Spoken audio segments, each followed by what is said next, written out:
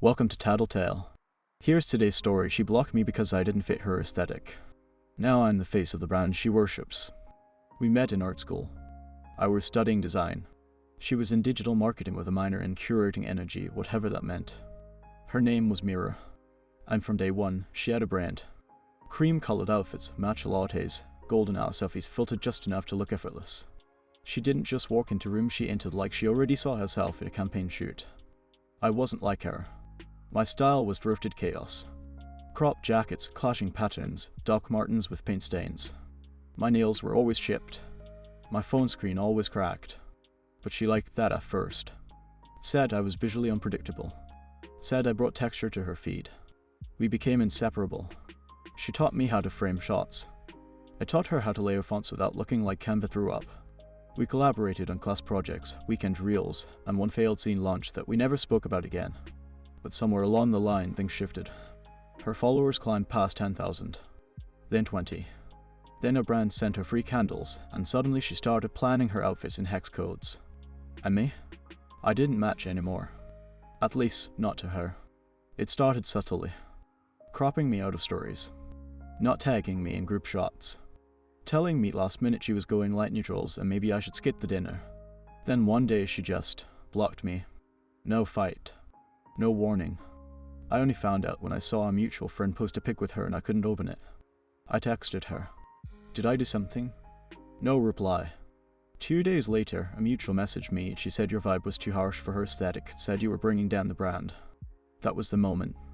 Not when she blocked me. Not when I lost a friend group. That phrase, bringing down the brand. As if I was a filter gone wrong. As if I was a blemish she had to airbrush out of her story. I didn't respond. I didn't beg. I just archived our photos, muted the noise, and got back to work. Because I knew something Mira didn't. She was building a feed. I was building a future. I stopped looking at her page after that. Muted her name, buried the memories, and dove headfirst into freelance chaos. Design gigs. Small clients. Random poster layouts for local cafes and indie theatre troupes who paid me in cash or food. No glamour.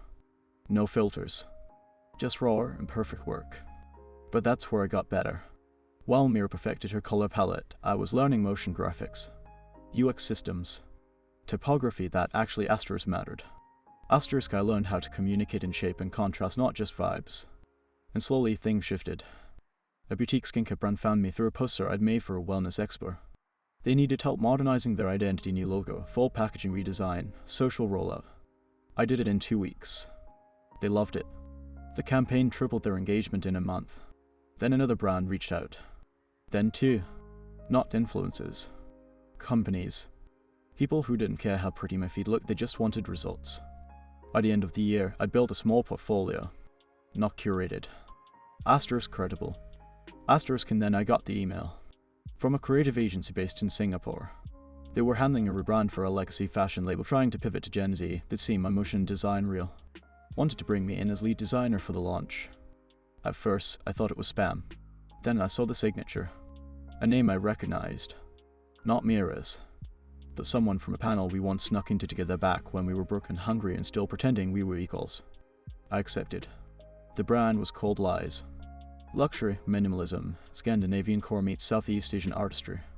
They were launching after a PR disaster and wanted to tap into authentic edge. They let me pick the direction. I chose a bold, clashing aesthetic, prints layered over rough textures.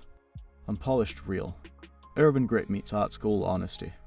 The agency loved it. The creative director said, "This feels like rebellion packaged clean." I smiled. They needed a face for the campaign. Someone unknown but striking. Someone who embodied contrast. I sent them a mock-up. Nene. No filters. Just raw light. Real clothes. The shoot was done in 1 day. The billboards went up in 3 cities. And on launch day, Mira posted a story. White walls, a soft match in frame, the caption, asterisk asterisk obsessed with the new Lies drop, who asterisk is asterisk this model. The aesthetic is insane. Asterisk asterisk I didn't reply. But I watched. Watched her repost the lookbook. Watched her tag the brand. Watched her write asterisk asterisk dream collab one day maybe.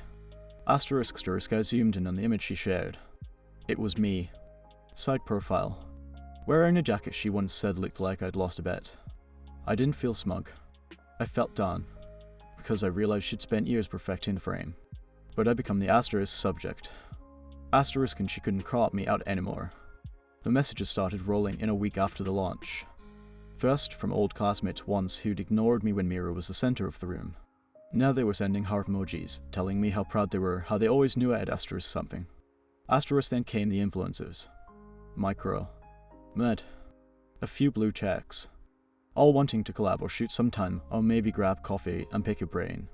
I answered none of them, because I remembered every party I wasn't invited to. Every campaign mood board Mira said I didn't quite fit. Every time my name got left off a flyer we both worked on because her audience wouldn't connect with my energy. They all remembered me now. But that didn't mean the asterisk knew asterisk me.